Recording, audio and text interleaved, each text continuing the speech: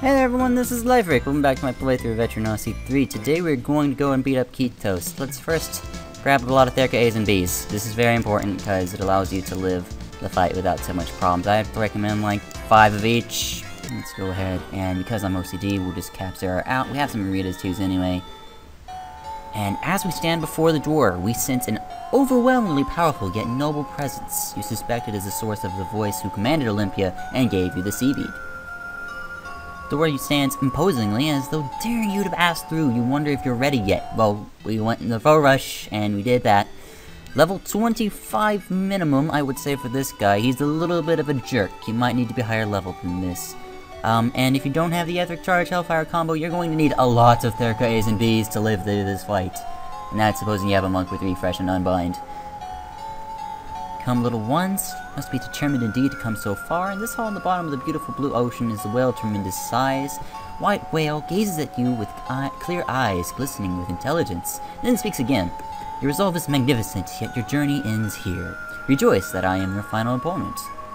The hulking form before you lets out an ear-splitting roar of a battle cry. Steel yourselves. Meet Ocean Master Ketos. He is the boss of the second stratum. It's weak to fire, which makes the Hellfire Epic Charge combo more potent. And you need to use that combo twice, which means the main role you need to do is defense. So we're going to set up a guard order, provoke, as well as guard tactic. And now we'll set up the buffs for everybody in the front row. We're going just this turn only. We're going to be attacking Hellfire Epic Charge. And then Vincent, because he doesn't have any items supplying to do, and that's because that's his main job, he's just going to attack and try to blind him. You can't really blind this guy. It's a totally not going to happen kind of thing. So we set up our defenses, set up provokes. He's going to set up the spout, which is his evasion buff. And the first other charge Hellfire combo is going to do a very swell 1200 damage to him. Now, because it only did 1200 damage, you're actually going to need to step it up and do some damage back. This is where things can get interesting, because he has 3 attacks. He has Freeze Ripple, which will hit your entire front row and has the possibility of leg blind. Grand Berry, which hits one person with a chance of paralysis. And Ocean Rave, which hits everybody and has a chance of, and does an insane amount of damage, but it can't hit unless your character is statused. So, with that in mind, we're going to have to play around how he chooses to deal with us. So, oh, he also has Great Melody. If he uses Ocean Rave when you're not statused at all, you essentially just got a free turn.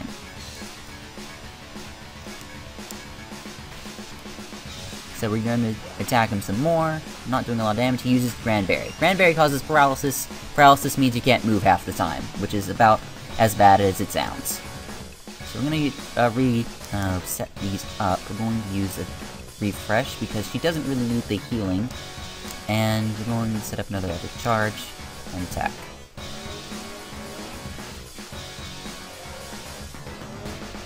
There we go. Amna got hit again. This is the plan. You want Amna to be the one who gets hit, because she is so easy to recover. I'm going to use the healing Firestar, and because we brought an item supplier, we will use him as an item supplier. And we didn't even really need to heal him, because he's guaranteed to use Spout every 5 turns. See, he uses Spout turn 1, turn 5, and then after 5 it's every 5th turn, so 10, 15, 20, etc. So, here we go. He seems to be really passive right now. I'm expecting him to lob a curveball our way any second, but he hasn't done it yet. We're epic charging on even turns, this is how I remember. Amina's Provoke is, once again, coming in very handy. She has max level Provoke, so she's going to get his attention. If he uses Grand Berry, he's not going to hit anyone else. So, we continue flinging Firestars at his face. Uses Grand Berry again. Didn't get the paralysis off this time, so I'm not worried about it. I think this turn I'm going to go ahead and use a Line Heal instead. Epic Charge. Attack. He might use Great Melody now. Here we go. Great Melody is the worst attack you could possibly do. If he hits the front row now, the people are going to drop. We're going to Therca B Kira because we don't want her to be dying from the Freeze Ripple or the Ocean Rave. She's the one we must keep alive. Sometimes, very rarely, Ocean Rave will hit even though you don't have any statuses on you. That is very rare though. So let's just do this again. We're going to revive Kira. He's going to set up his evasion buff because he can't do anything else. And we're going to do the Hellfire Electric Charge combo. There we go. We win! That's it. Here we are. We win the game.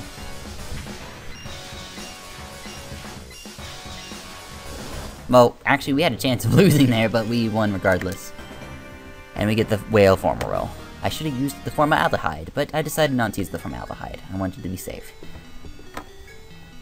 Fought with all of our strength to defeat the mighty adversary, and the tremendous form lies before you, ready to expire at any moment.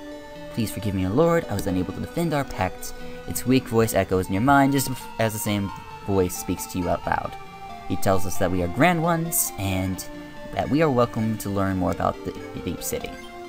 Alright, so now that everybody's dead, we can revive everybody with the simple combination of resurrecting Vincent and then having Vincent slap everybody. Okay, now that I think I'm clear. Alright, so yeah, our party isn't looking so good. That happened. Usually Ocean Rave does not kill more than 3 people and I can easily recover, but it like left only Zera alive and that was kind of hilarious, so that happened. But I'm not going to really let that bring me down, because, like, oh man, I defeated Ketos at level 25, and, well, 26, 27. But, like, he's a hard boss, man. Some people can't do him until they're, like, level 30. And if you are having trouble with him, I actually recommend you do the following things. Step 1, get to level 30. Step 2, optimize your equipment perfectly. Step 3, bring a lot of Therica Bs and Therica As, and Step D, if your monk does not have Refresh and Unbind, what is wrong with you? You know, those things. Those things usually help a lot. Hoplites with level 10 Provoke kind of help. A few other things can make that fight really easy. Ninjas usually have an easier time against him.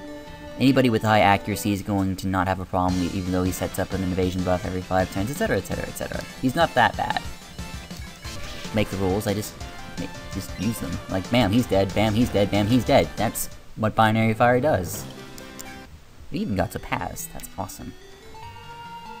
Okay, I got the star key from that chest. I don't even know if I even acknowledged it. The star key is important for going through doors that we have seen throughout the labyrinth. And that's about it. More on star key doors, because that's probably going to be some of the next episode. Welcome to the Deep City.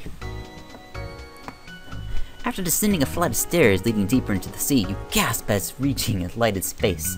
A tree so gigantic it can't be seen all at once. And over towers. Ah, god damn it. I'm terrible at reading. A tree so gigantic that it can't be seen.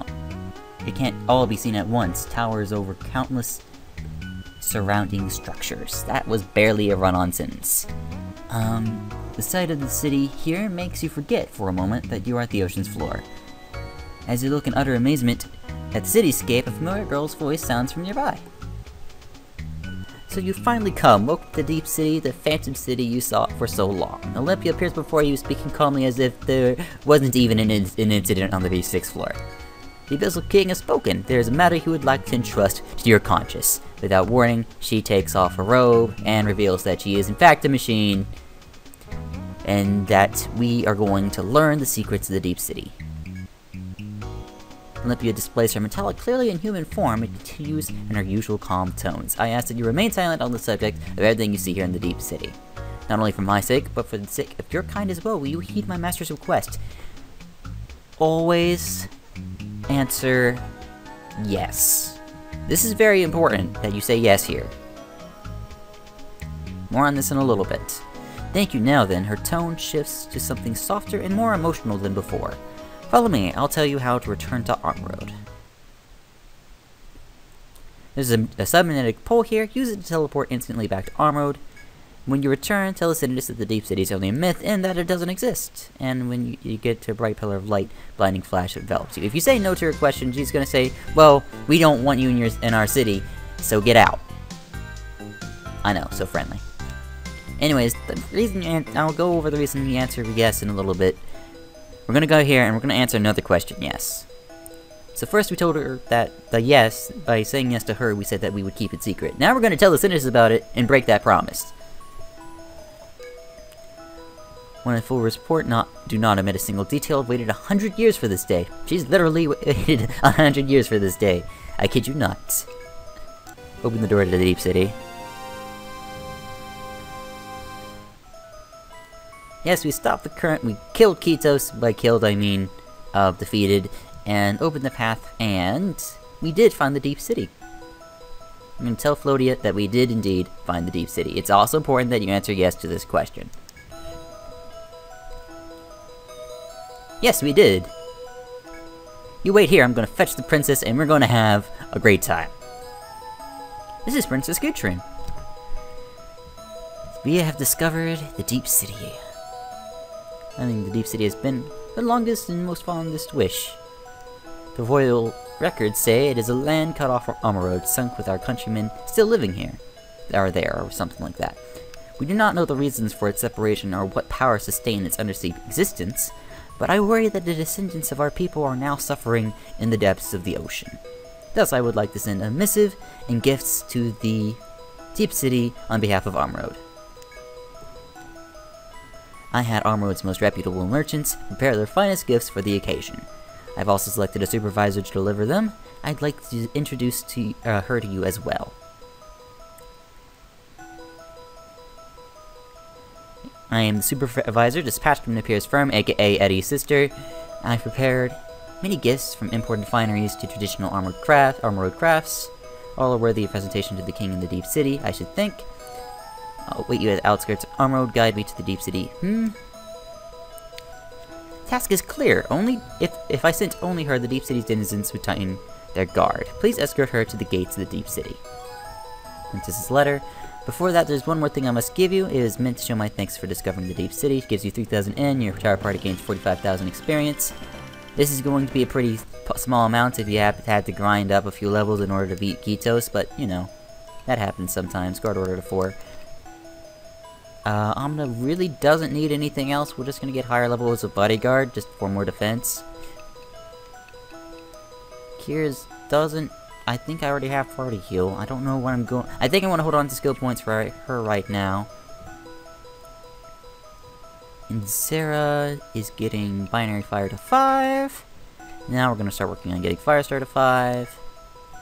And Vincent is getting Camp Mastery 10 and Horseplay to 1. Alright, now this is the only time we can talk. Now this says Flodia, but this is Etrian in front of us. So this is like one of the few times in the game where they forgot to kind of cover their tracks. So instead of saying speak with Princess Etrian, it says speak with Senator Flodia, and Flodia is not here. Please return to us once we've gone to the Deep City. Alright, we're gonna do that. Now, the reason it's important to say yes to those two questions is because if you don't answer yes to both of those questions, you do not have the opportunity to fight the true final boss. Not the post-game true final boss, but the main game true final boss. More on that later. Get the ocean gun from selling the whale farm round. Don't need that just yet. We're gonna need it in a little bit because Ryan uses guns, but for now, that's all there is to that. Now let's go back to Deep City. You do not have to visit the inn at all, as I'll demonstrate in a few seconds. Yes, we are all set. Let us go. And she told us that we should not have any reason to be here, and we're gonna say to her that we have a message of peace. We're gonna do some little bit of politics, and by politics I mean diplomacy. Diplomacy and politics are not the same thing. Some time passes before the girl returns. She speaks quietly, stare icy. The Abyssal King has given his permission. I will lead you to my liege. Olympia immediately turns and begins walking. You make haste to follow her. Favorite song in the game?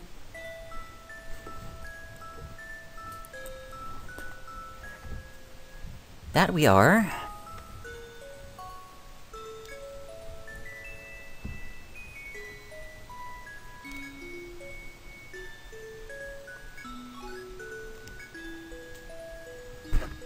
Of course we will. I have no reason not to. I don't know if it's a but thou must situation, but I'm pretty sure you should just give it over. There's no difference. Countless Guild explorers and armored investigating the labyrinth. More here besides, but it is my private matters, but it does not concern you. My response to these proposals cannot be a hasty one. I need time to consider this. I'll allow you to stay in the Deep City for one full day as I ponder this letter. I'll give you my answer tomorrow. Be here then to receive it.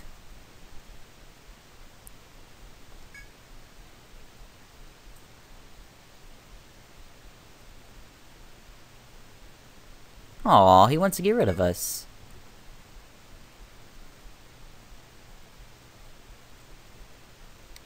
Oh, you're cute.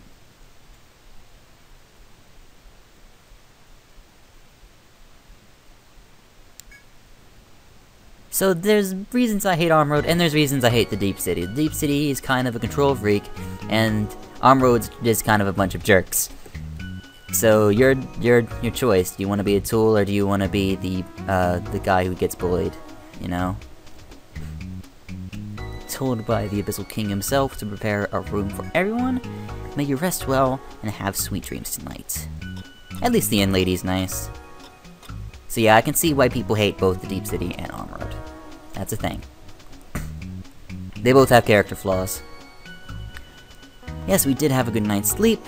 I don't even know her name. There's lots of people's names, they just don't tell you.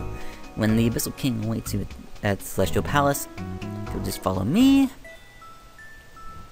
Yes, we did. We got our TP back for free. That is the best. Already accepted the princess's proposals as laid out in the letter. Under my terms, I will not open my gates to all sundry, but certain explorers may enter the Deep City. And I have one further request, which depends on your skills in making it as far as you have. It involves the Deep City's future, but more than that, the future of all mankind. I cannot tell you the particulars, but it is tied to the reasons for the Deep City's inception. If you will not accept, I will find another. But your inquisitive mind and prodigious strength make you my most desired candidates. A new mission is available, accept missions. I don't see any reason why we can't do this right now. Deep City's raison d'etre is war against the otherworldly deep ones. Enter the Hall of Conviction to learn about the threat these monsters pose. Your change of heart now, then the details of the request again. Our role here is the Deep City is to war against those dreadful monsters, the Deep Ones, also known as aliens. The Deep Ones are monsters that lurk in the abyss. They are sworn enemies to mankind. I could tell you all, but understanding would come easier if you were to see it for yourself. The labyrinth extends beyond the Deep City. There is a prison on the B10th floor of the Hall of Conviction, also known as one of the hardest parts of the game. Meet the Deep One in prison there once you grasp the nature of its existence. I'll explain in my own words its intentions, as well as what the future holds for mankind. But first, in praise of our bravery, I bequeath you the technique handed down in my city. It was devised in combat in the Deep Ones and dramatically heightens a human's combat effectiveness. In addition to your original specialities, you may learn to use the skills of other sorts. But words alone cannot suffice to explain. I suggest you put it into practice. May fortune go with you, explorers. And we unlock subclassing. Oh god. We're not doing that right now. We're doing that next episode.